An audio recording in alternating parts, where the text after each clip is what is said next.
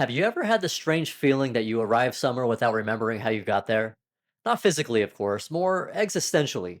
A feeling that life is familiar, yet somehow foreign. That the world makes sense on the surface, but beneath that surface, something feels slightly out of place.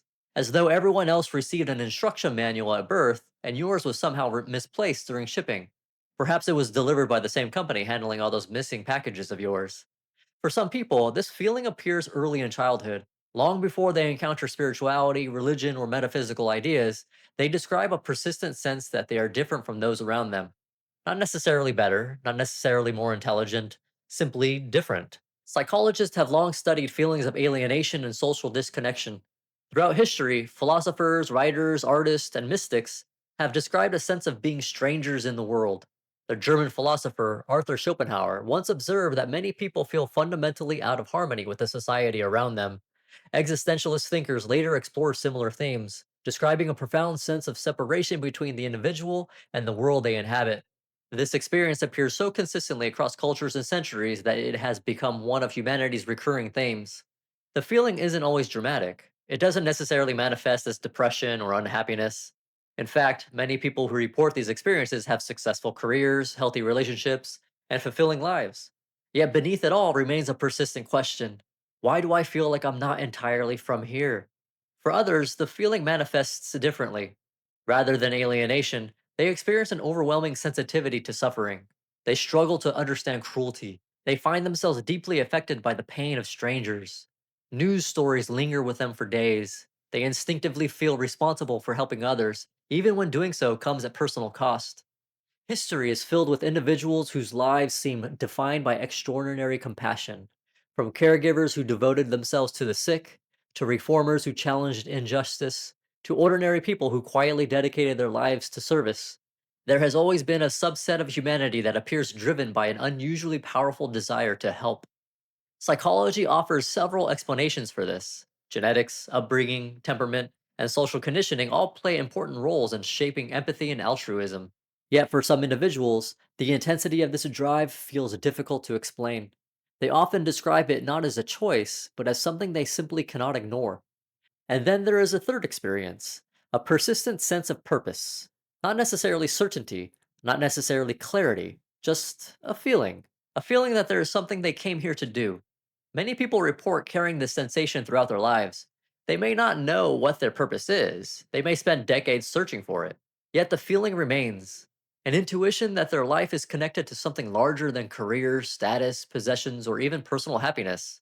The psychologist Carl Jung spoke often about this search for meaning. He believed that human beings possess a deep drive toward individuation, a process of becoming who they truly are. According to Jung, much of life's suffering stems from losing contact with that deeper calling. Whether one agrees with Jung or not, his observations point towards something remarkably common. Many people feel as though they are searching for something they cannot quite remember, like hearing a familiar melody from another room, like trying to recall a dream that fades moments after waking. These three experiences, feeling out of place, feeling unusually compassionate, and feeling drawn toward an undefined purpose, have appeared again and again throughout human history. Psychology has explanations, philosophy has explanations, religion has explanations. But there is another perspective, one that offers a surprisingly specific answer. According to the law of one, some people may feel this way for a very unusual reason. Not because they are broken, not because they are confused, and not because they are superior, but because, according to this perspective, they may have come here from somewhere else. Before we explore that idea, however, we should first examine what modern psychology has to say about these experiences, and why so many people feel disconnected, lonely, or different in the first place. Because if we're going to discuss souls from other densities, we should probably make sure that we're not just describing what happens when someone spends too much time scrolling social media at 2 a.m. Before we explore what the Law of One has to say about wanderers, it's worth asking an important question. Do we actually need a metaphysical explanation at all? After all, feelings of alienation, loneliness, and purpose have been studied extensively by psychologists, sociologists, and philosophers. These experiences are not rare. In fact, they may be among the most common aspects of being human. Modern psychology recognizes that many people experience a sense of disconnection from the world around them. Sometimes this emerges from trauma, sometimes from social isolation, sometimes from personality differences, and sometimes even for reasons that remain difficult to identify. Research consistently shows that people who think deeply about life's larger questions often report feeling different from those around them. They may spend more time reflecting on meaning, mortality, purpose, and identity. While this kind of introspection can be rewarding, it can also create a feeling of separation from a culture that often emphasizes productivity, consumption, and constant distraction. The psychologist Viktor Frankl, a survivor of Nazi concentration camps and founder of logotherapy, believed that humanity's primary drive is not pleasure or power, but meaning. Frankl wrote, "Those who have a why to live can bear almost any how." His work suggested that many forms of suffering become more difficult when individuals lose their sense of purpose. Conversely, even extreme hardship can become bearable when a person feels connected to something larger than themselves. In other words, the longing for purpose may not be evidence that something is wrong. It may simply be evidence that we are human. Loneliness offers another interesting example. Many people assume loneliness is merely the absence of companionship, yet psychologists increasingly recognize that loneliness is often less about being physically alone and more about feeling unseen or misunderstood. A person can have friends, family, coworkers, and a busy social life while still carrying a profound sense of isolation. Why? Because human beings do not simply want connection, they want understanding, they want to feel known. They want to feel that their inner experience is shared by others. This helps explain why some individuals describe feeling lonely even in the midst of a crowd. The issue is not a lack of people, the issue is a lack of resonance. Which is also why, have you ever tried networking? Has probably never cured an existential crisis. The philosopher Soren Kierkegaard wrote extensively about what he called the individual, the experience of standing alone before life's deepest questions. He believed that confronting existence honestly often produces feelings of uncertainty, isolation, and even anxiety. From this perspective, feeling different may not be unusual at all. It may simply be a part of waking up to the complexity of being human. Then there's empathy. Research has shown that people vary dramatically in their sensitivity to the emotions of others. Some individuals can witness suffering and move on relatively quickly, others absorb it deeply. Highly empathetic individuals often report becoming emotionally overwhelmed by the pain they see around them. They may struggle to understand why people harm one another. They may feel compelled to help even when it exhausts them. Psychology generally explains these tendencies through a combination of biology, environment, personality traits, and life experiences. Yet, even with these explanations, some people continue to describe the experience as something deeper. Not merely empathy, not merely kindness, but a persistent feeling that they came here to serve. This is where things begin to get interesting. Because while psychology offers valuable insights into loneliness, alienation, empathy, and purpose, it typically views these experiences as products of the human condition. The law of one takes a very different approach. Rather than asking why certain people feel disconnected from society, it asks a more unusual question. What if some people feel disconnected because, in a very literal sense, they are not originally from this environment? What if the longing, the homesickness, the empathy, and the search for purpose all stem from something that occurred before birth? According to Ra, there are souls who voluntarily choose to incarnate on worlds other than their own in order to be of service.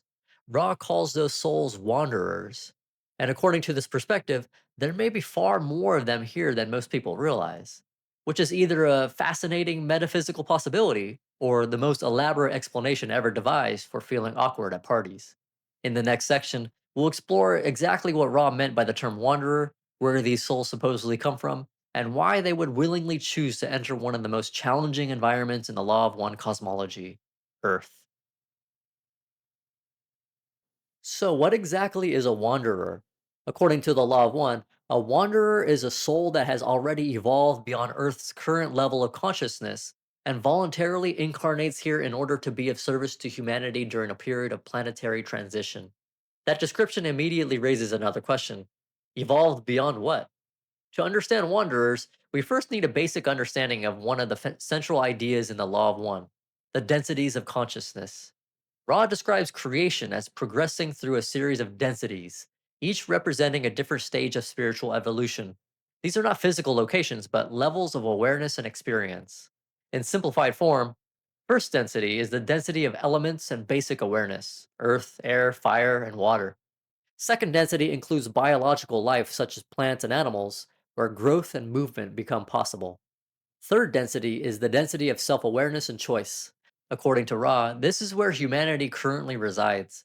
It is the density in which beings choose their fundamental orientation: service to others or service to self. Ra repeatedly emphasizes that third density is extraordinarily brief compared to the others, but also uniquely intense. Why?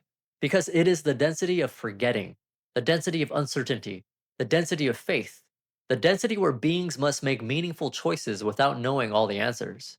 In other words, Earth is apparently the cosmic equivalent of taking the final exam before being shown the textbook.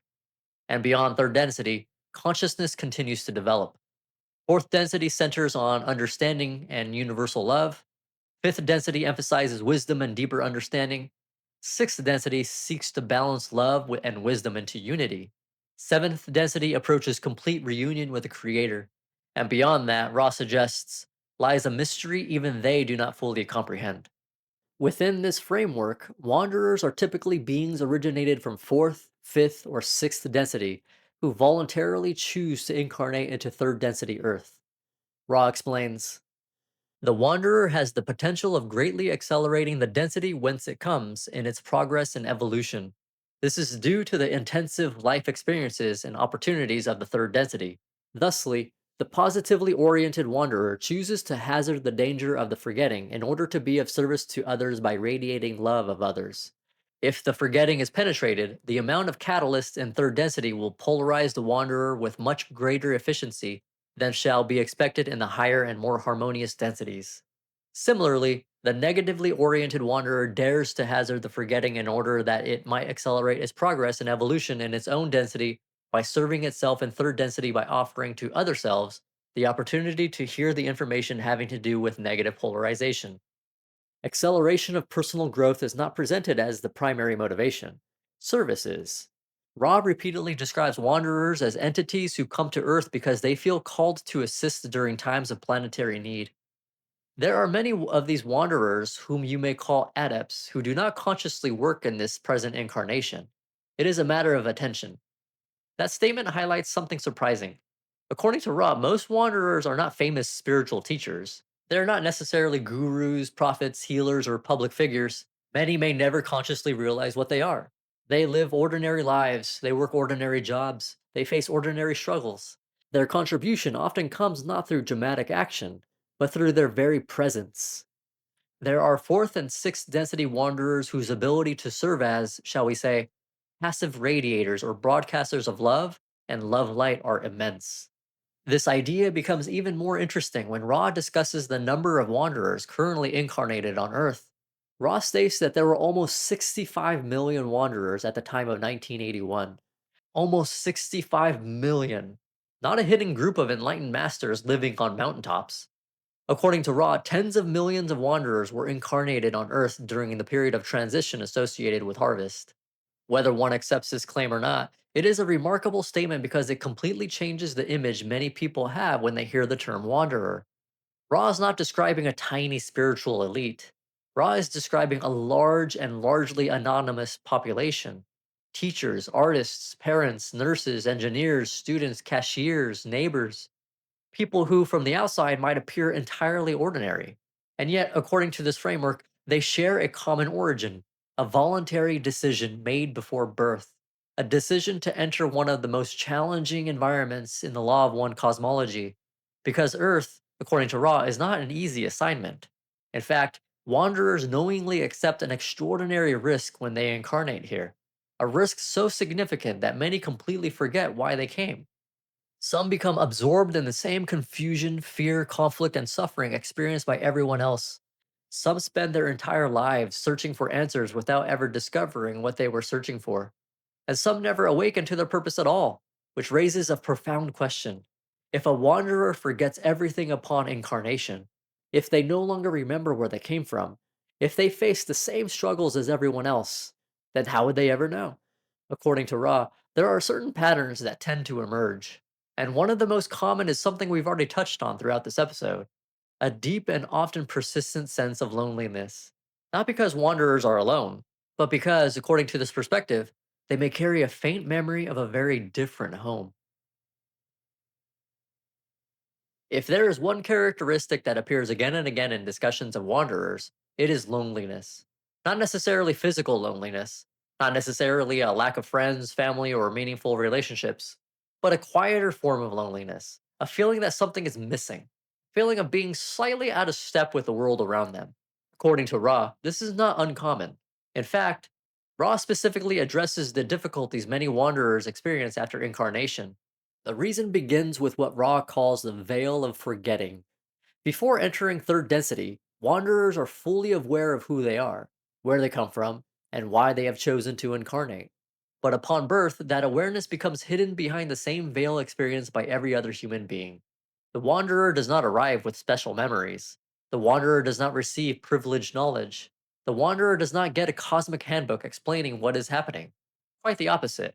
Ra explains, due to the extreme variance between the vibratory distortions of third density and those of the more dense densities, if you will, wanderers have a general rule some form of handicap, difficulty, or feeling of alienation which is severe. The most common of these difficulties are alienation, the reaction against the planetary vibration of by personality disorders, as you would call them, and body complex ailments indicating difficulty in adjustment to the planetary vibrations, such as allergies, as you would call them. If higher densities are characterized by greater harmony, greater understanding, and less separation, then third density Earth can feel extraordinarily intense. Conflict, competition, fear, violence, confusion, division. These are not accidental features of the third density experiences. According to Ra, they are part of the catalyst that helps souls grow and make meaningful choices. But for a being accustomed to more harmonious conditions, the experience may feel overwhelming. Imagine moving to a foreign country where you do not speak the language. Everyone around you seems to understand the rules. Everyone else appears to know what is expected. Meanwhile, you're trying to decipher a culture you've never encountered before. Now imagine forgetting that you ever came from anywhere else. The result might look a lot like what many wanderers describe, a persistent sense of not quite fitting in, a feeling that something important has been forgotten, a longing for a home that cannot be identified. It's difficult to book a return flight when you can't remember where you're supposed to be going. Ross suggests that wanderers often struggle with Earth's vibrations in ways that can manifest psychologically, emotionally, and even physically. Again, feelings of extreme alienation. Ra is not describing mild discomfort, nor is Ra suggesting that every wanderer experiences this equally. Rather, Ra is acknowledging that incarnation here can feel profoundly disorienting for some. This point becomes especially important because many spiritual traditions have unintentionally romanticized the idea of advanced souls. The Law of One does something different. Ra does not portray wanderers as immune to suffering. In many ways, wanderers may be particularly vulnerable to it. They experience grief, anxiety, confusion, loss, trauma, heartbreak, just like everybody else. Sometimes more intensely. Why? Because many wanderers, according to Ra, possess heightened sensitivity. The suffering of others affects them deeply. Cruelty feels difficult to comprehend. The pain of the world can weigh heavily upon them. This is one reason why many people who resonate with the wanderer concept describe feeling emotionally exhausted by modern life. Not because they are weak, but because they care. Sometimes more than they know what to do with. Of course, psychology provides entirely valid explanations for these experiences as well. Highly sensitive individuals, empathic personalities, and people with strong emotional awareness often report very similar feelings. The purpose here is not to replace one explanation with another. It is simply to explore what the law of one adds in the conversation. And what it adds is this. According to Ra, the loneliness many wanderers experience is not evidence that something is wrong with them. It may be a side effect of where they came from. But there is another layer to the story, because loneliness is not the greatest challenge facing wanderers. The greatest challenge is forgetting why they came in the first place. According to Ra, incarnation on Earth involves a risk so serious that even highly evolved beings can become completely entangled in the illusion. And once that happens, the mission that brought them here can be lost entirely. At first glance, becoming a wanderer sounds like a noble mission. A more evolved soul sees a world struggling with confusion, division, and suffering, and chooses to help. It's a beautiful idea. But according to Ra, it is an extraordinarily risky one. Because the moment a wanderer incarnates into third density, the same rules apply to them as everyone else. The veil descends, memory disappears, certainty vanishes, and the soul enters a world where nothing can be proven. Ra explains. The Wanderer, if it remembers and dedicates itself to service, will polarize much more rapidly than is possible in the far more etiolated realms of higher density catalysts. In other words, Earth offers tremendous opportunities for growth. The intensity of third density life can accelerate spiritual evolution in ways that are difficult to achieve in more harmonious environments. But there is a catch, a very large catch. The wanderer can forget completely, not simply forgetting their origin, not simply forgetting the purpose, but becoming so immersed in the illusion of third density that they begin to identify entirely with it. Ra refers to this as becoming caught in the maelstrom, and when you think about it, that possibility is not difficult to understand. Imagine volunteering for a mission in which you would lose all memory of who you are. You would not remember agreeing to the mission. You would not remember your training. You would not remember your objectives. You would not even remember that mission existed. Then imagine spending decades navigating fear, disappointment, conflict, heartbreak, financial stress, illness, uncertainty, and loss. How easy would it be to lose sight of why you came? Very easy. This is why wanderers are not viewed as spiritual superheroes. They are participants in the same game as everyone else.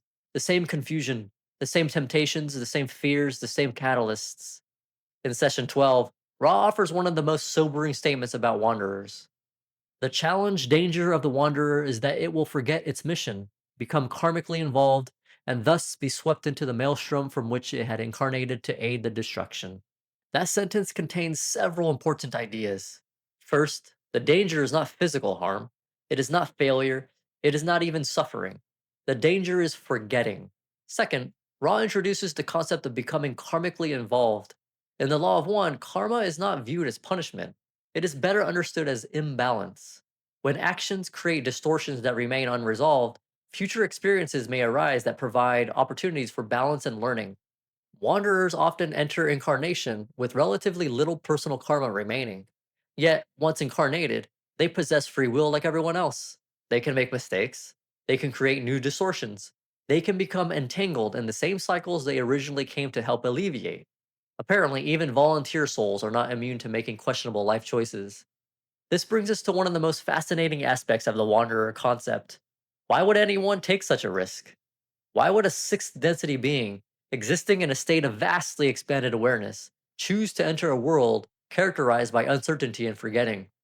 Ra's answer is surprisingly simple: compassion. According to the law of one, wanderers are not sent here, they are not assigned here. They volunteer. They come because they feel called to serve. Not because Earth is easy, but because it is difficult. Not because help is unnecessary, because help is needed. This idea reflects the recurring theme throughout the law of one. Service to others is not primarily about fixing people. It is not about rescuing humanity. It is not about controlling outcomes. It is about offering love, understanding, acceptance, and presence where they are needed. Sometimes that service takes dramatic forms. More often, it doesn't. A kind word, a compassionate action, a patient conversation, a creative work that inspires someone, a life lived with integrity. These seemingly ordinary expressions of service can have far greater impact than people realize. And that leads us to another common misunderstanding. When people hear the term wanderer, they often imagine someone destined to change the world, someone extraordinary, someone famous, someone important. But the Law of One paints a very different picture. When many people first encounter the concept of wanderers, they arrive at a natural conclusion. If these are higher density beings who volunteer to come here, then surely they must be here to save humanity. It is an understandable assumption. After all, our culture loves stories about heroes: the chosen one, the destined savior, the enlightened teacher who arrives during humanity's darkest hour.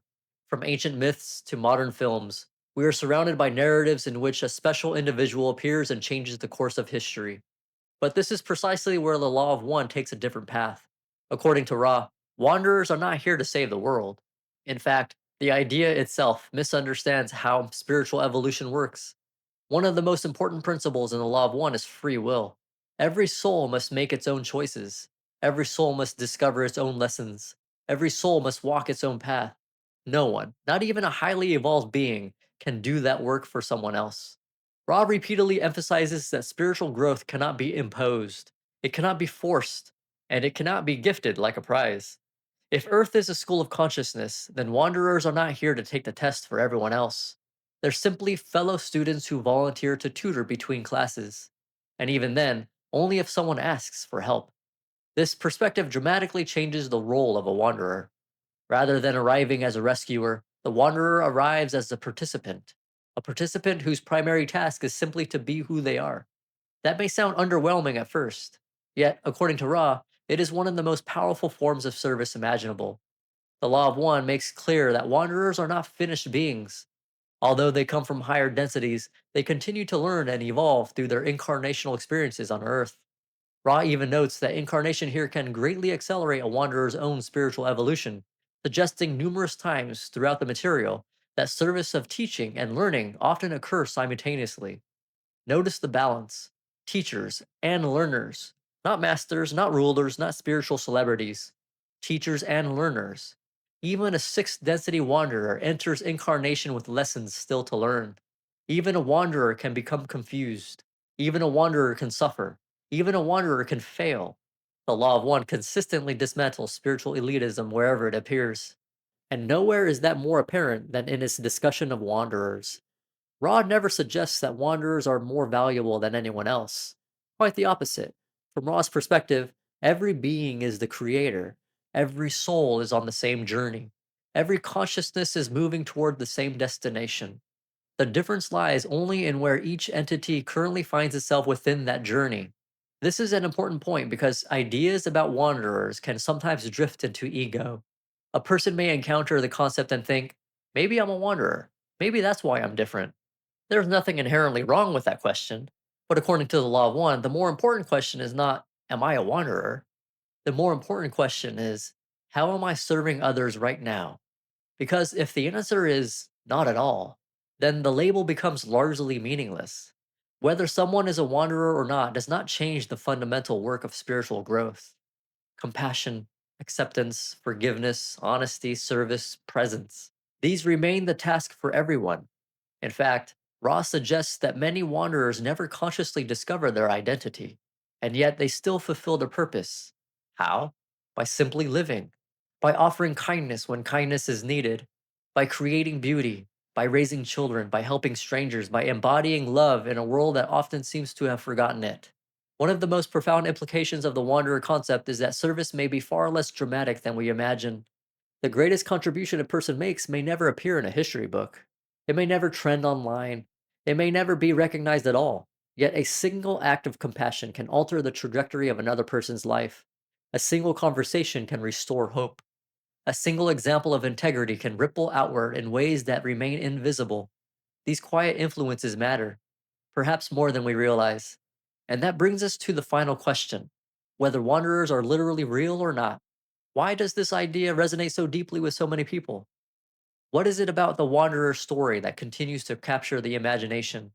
Perhaps the answer has less to do with where we came from and more to do with what we choose to do while we're here. So, are wanderers real? As with so many subjects we explore on this channel, the honest answer is simple. We don't know. There is no scientific test for determining whether someone is a wanderer.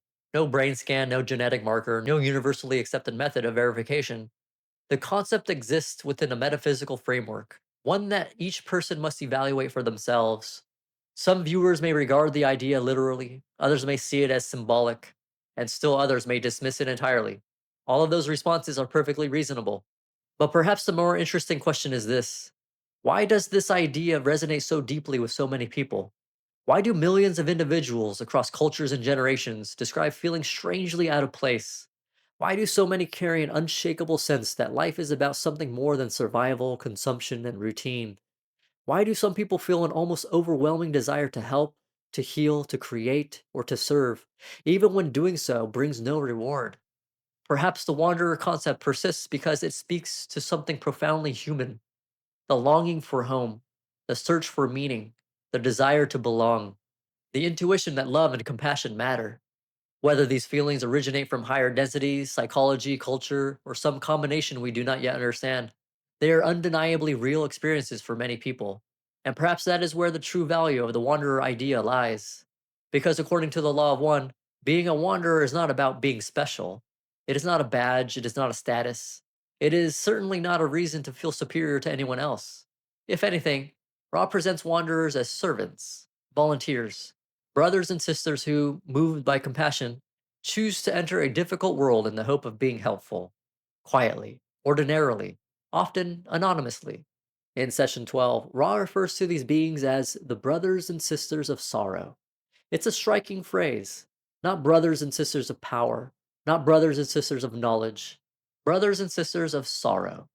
Beings who see suffering and respond not by turning away, but by moving toward it. And perhaps, whether one believes in wanderers or not, there is something worth remembering in that.